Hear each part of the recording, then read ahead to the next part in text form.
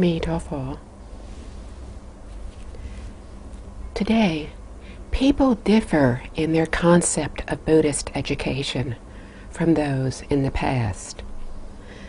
They want to learn more at the beginning of their study, not knowing that their method will limit their accomplishment, whereas following the traditional method of practicing Buddhism can result in infinite benefits. In the past, many people have benefited from the traditional method and achieved in their cultivation and attained Buddhahood. However, at best, the present method can only help us to get a doctorate of Buddhism, fame, and wealth. But frankly speaking, it will not be easy for us to sever afflictions or transcend the cycle of birth and death. We should consider this very carefully. Buddha Shakyamuni gave lectures in many places, as did Confucius. In India, the Buddha and his students were invited by places to give talks. They would lecture in those areas for a while, but did not remain permanently.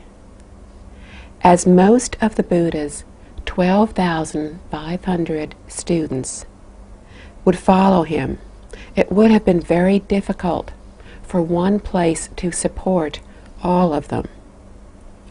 Only after Buddhism was introduced into China did Buddhist monks and nuns take up permanent residence in what was similar to a Buddhist educational institution. This came about because the introduction of Buddhism into China was supported and financed by the emperor. In India, people respected ascetics who traveled holding an alms bowl and therefore would supply them with offerings. In China, however, people would have regarded this as begging. Since the emperor who had invited the teachers respected them, it would have been unacceptable to have them roaming the streets begging for food.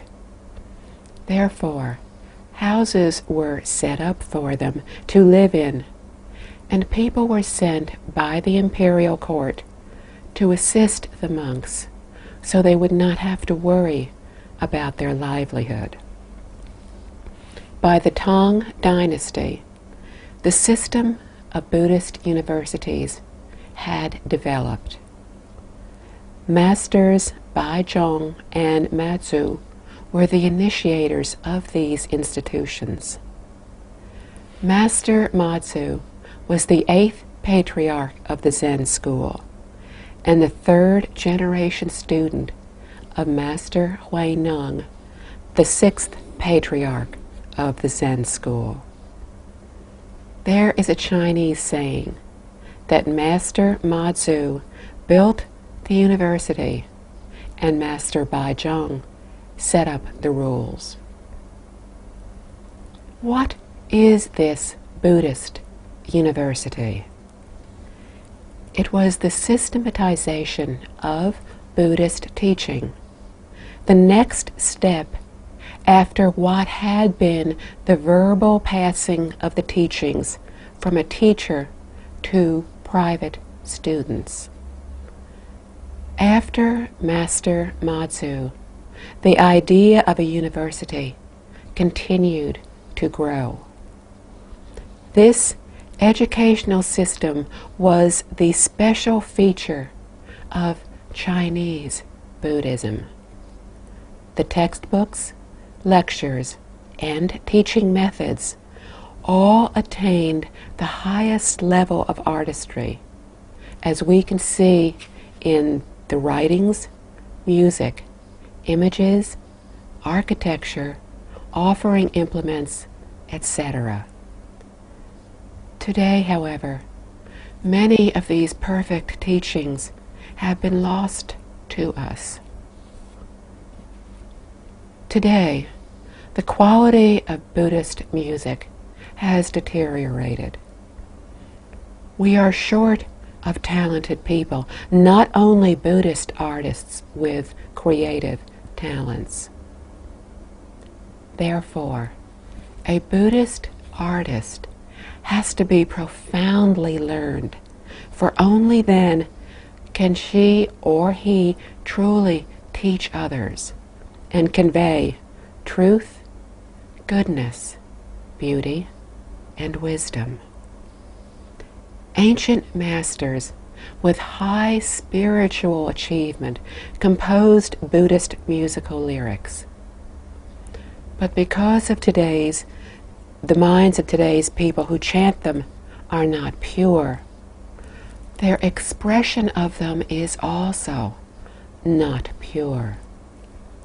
Spiritually, they have yet to achieve a state of awakening, and are thus unable to move us. The artistic decline is caused by the lack of talented practitioners. Does not mean that Buddhism lacks artistic substance. Anyone who has been to China and visited the Dunhuang murals, or the Yungang grottos, or the stone sutra texts found in Fangshan County, Beijing, knows how magnificent Chinese Buddhist artistries can be. The stone sutras were found in the years after the Cultural Revolution and are more extensive than the great Buddhist canon. Some of the sutras were translated at a later time than those in the canon. Fortunately, they survived in the Fangshan site. The stone slabs are carved on both sides with characters as large as a thumb. The entire project took 400 years to complete, equal in scale to the building of the Great Wall. This recently discovered collection contains tens of thousands of stone slabs stored in 7 caves.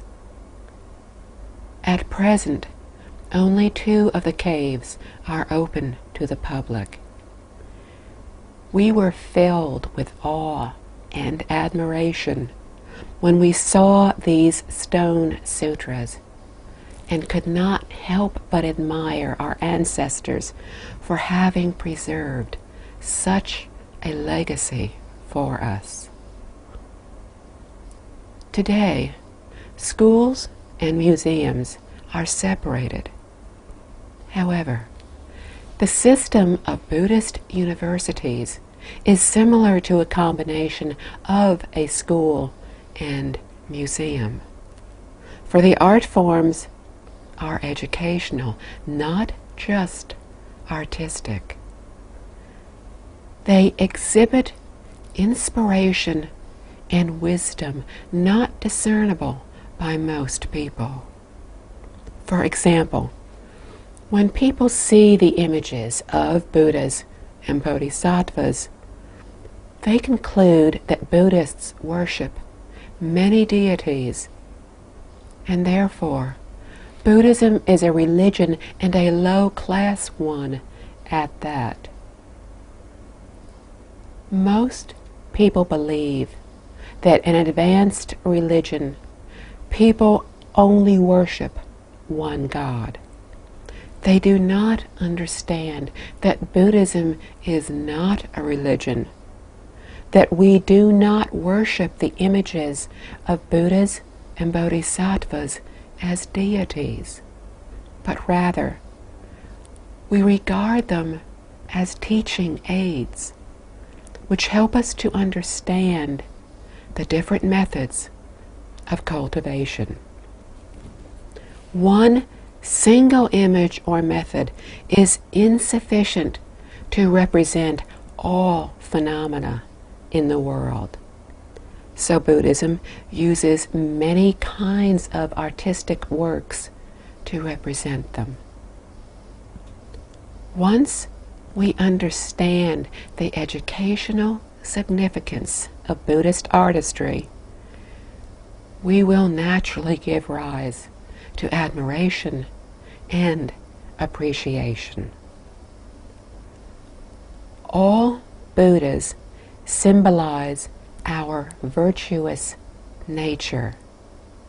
All Bodhisattvas and Arhats symbolize the virtue of practice.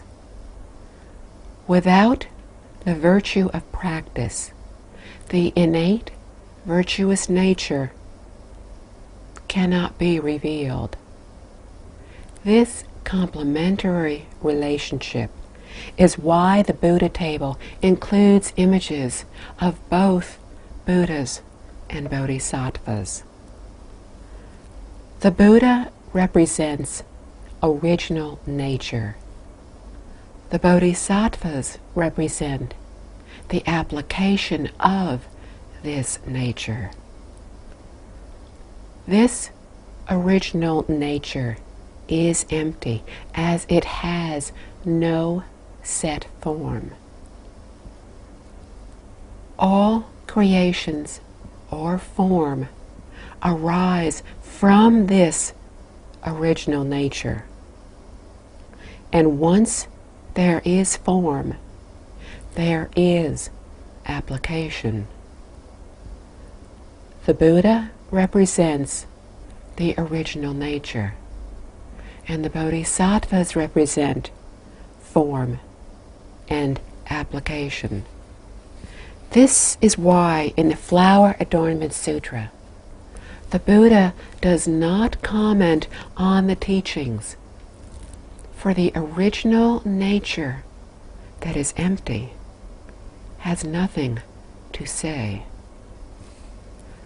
But the Bodhisattvas do have something to say, since they apply the principles. Not only is the original nature unexplained, but also no thoughts arise from it. The saying that whenever I open my mouth, I blunder, whenever I have an idea, it is wrong, is said in terms of original nature, represented by one Buddha. Why are there two Bodhisattvas to represent application? The infinite and innumerable form and application are divided into two categories: wisdom and practice, or understanding and behavior. Practice corresponds with understanding. Understanding is the principle and practice of the application. When we see the image of Buddha Shakyamuni, usually Ananda and Kasyapa, two great arhats, are on either side of him. Buddha Shakyamuni represents our original nature. Ananda, who is foremost in hearing, represents understanding and wisdom. Kasyapa, who is foremost in asceticism, represents practice. We may also see Buddha Vairocana, the wisdom body of Buddha Shakyamuni, with Manjusri Bodhisattva and Universal Worthy Bodhisattva on either side of him. Manjusri Bodhisattva represents understanding. Universal Worthy Bodhisattva represents practice. Pure Land Buddhism regards Buddha Amitabha as original nature, with Guanyin Bodhisattva representing compassion and practice, and Great Strength Bodhisattva representing wisdom and understanding. Due to these profound meanings, there cannot be 2 or more Buddhas, 3 or more Bodhisattvas. Each Buddha represents a part of the virtuous nature. Every part of it is perfect, so one is all. All is one. Each name illustrates the virtues. For example, Shakya means kindness, teaching us that we need to treat others with kindness and compassion. Muni means stillness and purity. The whole meaning of Shakyamuni teaches us to behave towards others with kindness and compassion, to strive for purity of mind for ourselves. This is the meaning of Shakyamuni and is innate to our original nature. Amitabha is a Sanskrit transliteration. Amita means infinite life. Fa means Buddha. What is infinite? Everything. Wisdom, ability, long life, etc. But of all of them, infinite life is the most important, for without it, we cannot enjoy all the other infinities. With it, we can enjoy all infinities. How can we gain these infinities? They are none other than our self-nature, our original true nature. The 6th patriarch of Zen, Master Huineng, said, self-nature is innate. From self-nature arises all phenomena in the universe. In other words, it means infinity. What method do we use to obtain this infinity? We practice the teachings of Guanyin Bodhisattva and Great Strength Bodhisattva. The former teaches us to be compassionate. The latter teaches us single-minded concentration of Buddha Amitabha.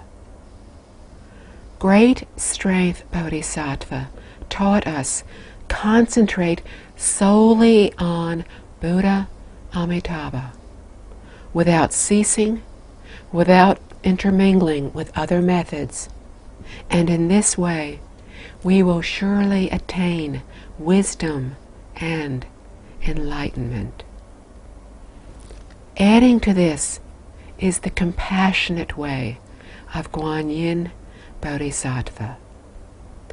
Behaving towards others with compassion and chanting Namo Amitabha will enable us to enjoy infinite life. In this way, we will develop our virtuous nature and uncover our infinite merits and virtues. Thus, when we pay respect to the images of Buddhas and Bodhisattvas, we need to understand that each is a way of cultivation and of the truth of the universe. Buddhist architecture is also an artistic expression. From the exterior, the main cultivation hall appears to have 2 stories, but there is only 1 story inside.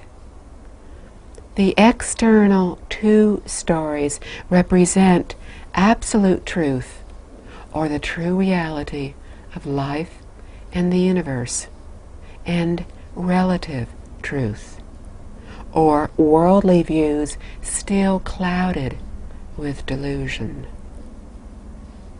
The interior single story represents that both are the same truth. To the deluded, the 2 appear distinct and separate. However, to the enlightened, they are one and the same. Upon entering a way place, we first see the hall of heavenly guardians. In the center of the hall is Maitreya Bodhisattva. To his left and right are the heavenly guardians, or Dharma protectors. Maitreya Bodhisattva, known in the West as the Happy Buddha, is represented by the image of the historical monk Budai, who was a manifestation of Maitreya Bodhisattva. Maitreya Bodhisattva has a big smile that conveys, want to learn Buddhism? Be happy and greet everyone with a smile. Do not constantly lose your temper, or you cannot learn Buddhism. This Bodhisattva also has a huge belly representing broad-mindedness and equality of mind, teaching us to treat everything and everyone with generosity, patience, and serenity. Only by emulating such qualities can we practice and learn Buddhism. Therefore, Maitreya Bodhisattva sits facing the door to tell all who enter, only those who can accomplish this are eligible to learn Buddhism. Standing beside Maitreya Bodhisattva are the 4 heavenly guardians, or Dharma protectors. They are symbolic guardians of the practitioners of the Buddhist way. Whom do they protect? They protect us by reminding us to educate ourselves and to safeguard the proper knowledge, which we should learn. Each guardian portrays a different aspect of thought or action. The Eastern Dharma protector symbolizes responsibility and safeguards the territory, which means that all of us are responsible for ourselves, our family, our country, the world. How do we fulfill this responsibility? If each of us fulfills our duties, fulfilling our obligations, we support each other and ourselves as well. In this way, society will be harmonious, and the country will be prosperous and powerful. The Southern Dharma Protector symbolizes progress and teaches us diligence. It is not enough to just meet our responsibilities. We need to make progress with each passing day, for a day without progress means we regress. He emphasizes the importance of constantly cultivating and advancing our virtue, conduct, wisdom, and ability to improve performance in our duties and in our standard of living. From this, we can see that Buddhism is progressive, always leading the times. The Western Dharma Protector symbolizes comprehensive knowledge and learning, gained through exposure to the world.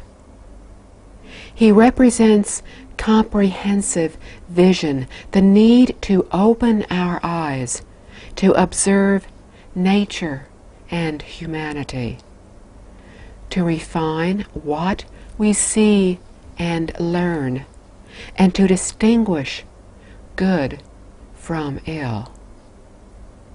The Northern Dharma Protector symbolizes comprehensive study and learning.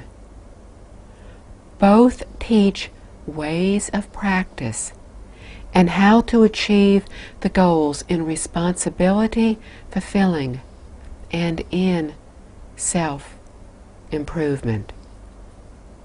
As the ancient Chinese have said, to read 10,000 books and to travel 10,000 miles. Reading is a means for accomplishing the fundamental knowledge. Traveling 10,000 miles is to learn from observation.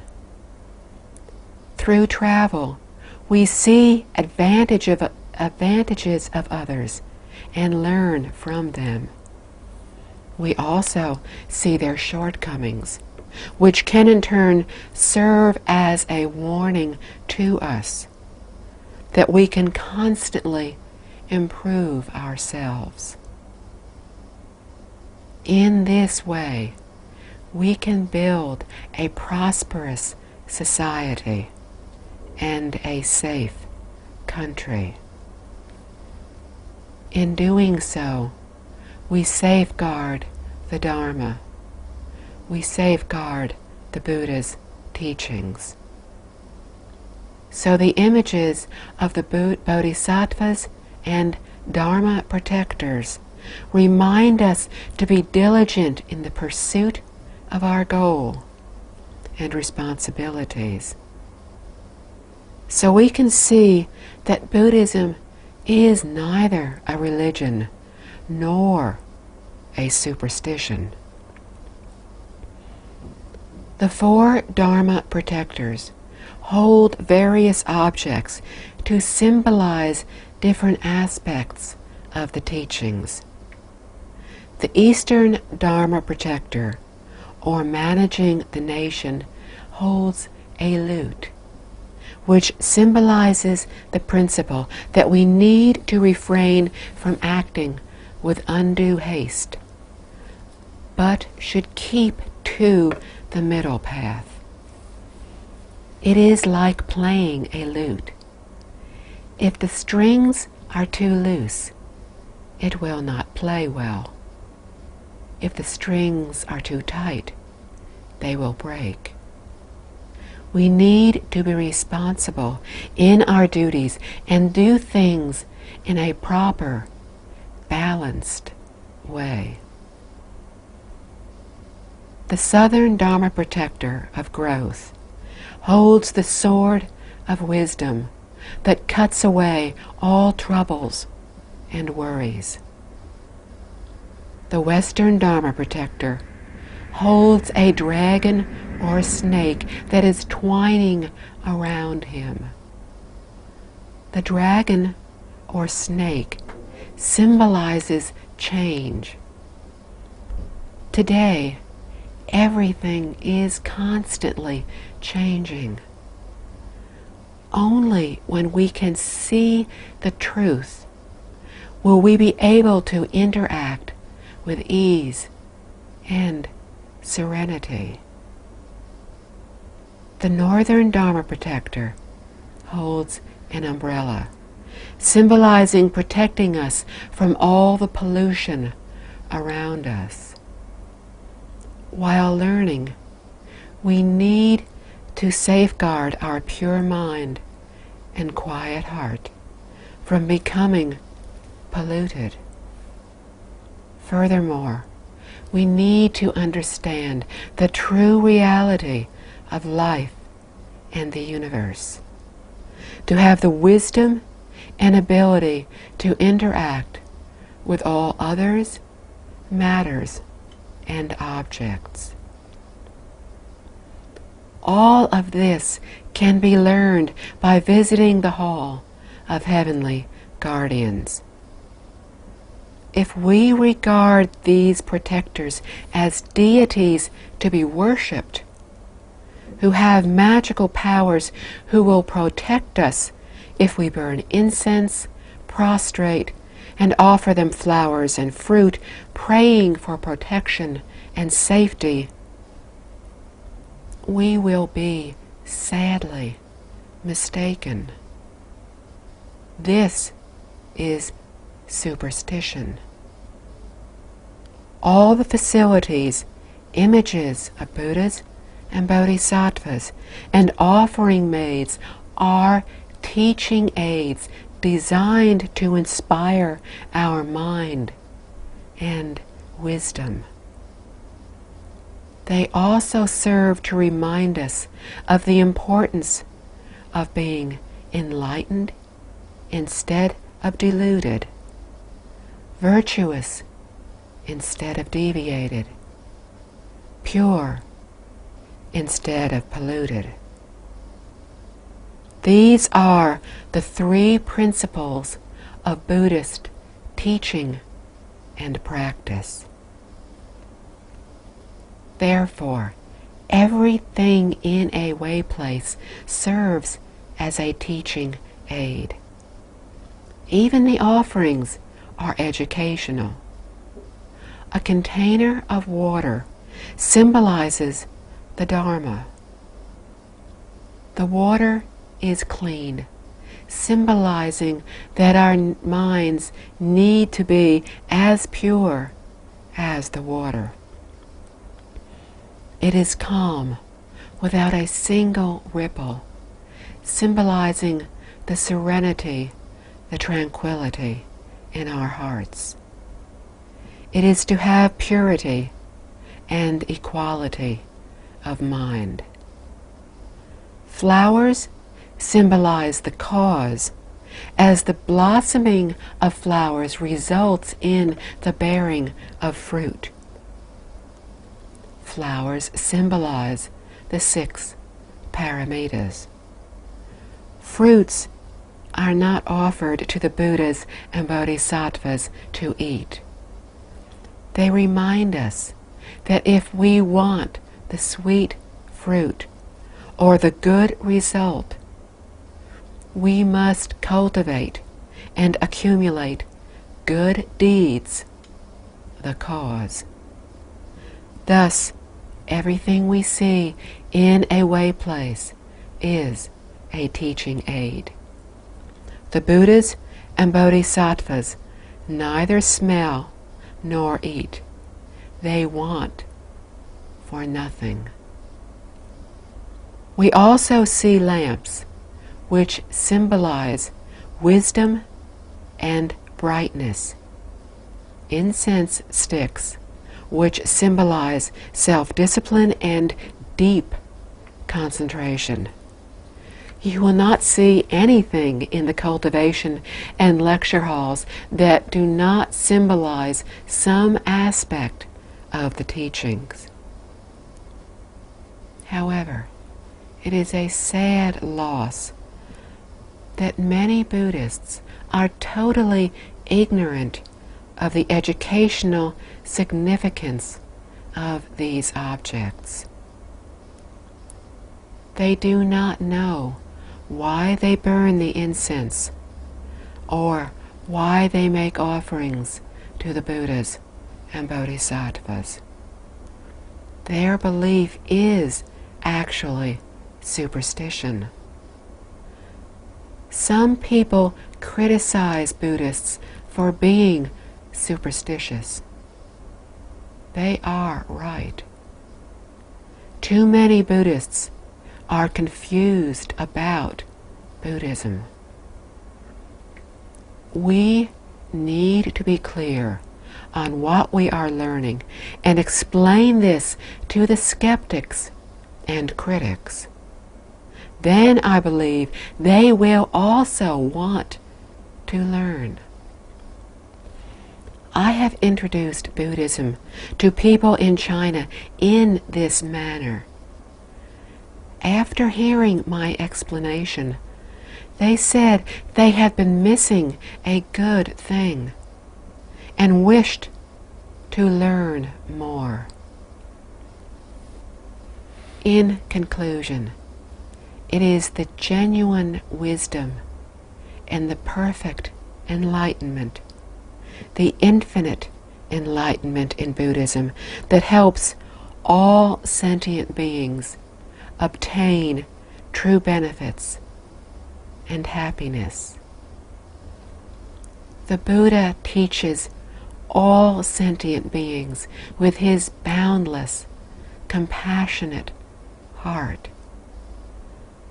Throughout history, Buddhist practitioners, whether they be of the esoteric, Zen, or any other school, have made great achievements following these principles and methods. Today, however, many people know very little of the genuine principles and methods. So few have any real achievements. In our Dharma-ending age, people have overwhelming obstacles from their accumulated karma.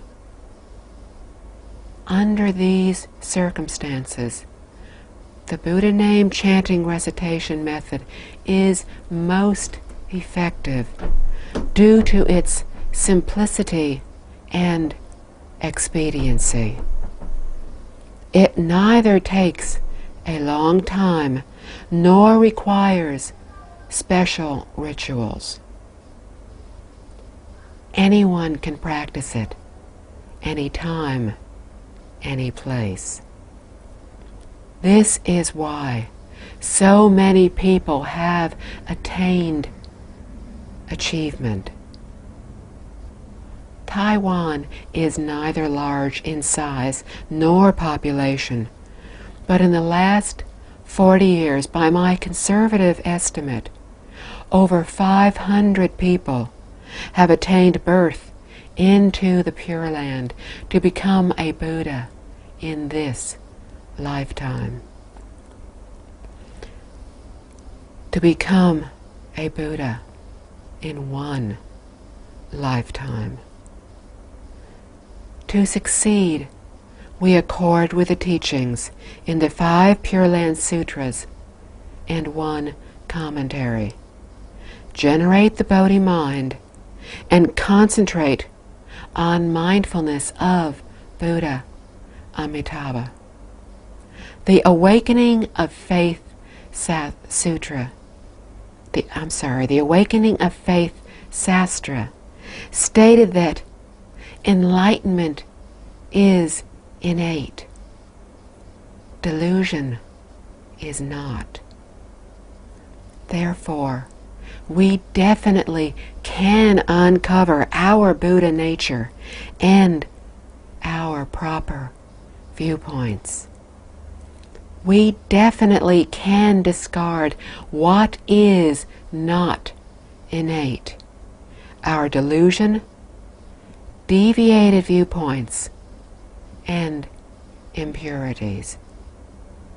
Thus, we recite Ami Tofo to rid ourselves of our negative karmas and bad habits, to live simply, to practice diligently, to achieve, to attain the Buddha name chanting samadhi. Then, finally, we attain freedom in body and mind and understand the true reality. We are free to go whenever we wish. If we choose to remain here for a longer time, that is all right. Since so many have achieved, why can't we? We have not sincerely chanted long enough. How long is long enough? According to ancient records, many have achieved after 3 years. After that, we no longer have any fears. We will feel perfectly safe, and our minds will be perfectly at ease. If the Third World War were to start today, and a nuclear bomb were to explode, we would simply say that it was time to go to the Pure Land. No pain, no fear, true freedom. This is what the Infinite Life Sutra explained as the true benefit given to all sentient beings. Adopt whatever teachings and practice are beneficial and effective. There is only one ultimate goal for us: benefiting all sentient beings, helping them free themselves from delusions and sufferings, and enabling them to attain happiness and enlightenment. If badgering or battering works, use it. If gentleness works, use it. But be aware that falsehoods, attachments, emotions, and delusions have nothing to do with Buddhism or attaining our goal. I hope everyone will attain the goal of freedom from delusion, attachment, and suffering, to attain happiness, tranquility, and the perfect, complete enlightenment. Ami Tofo.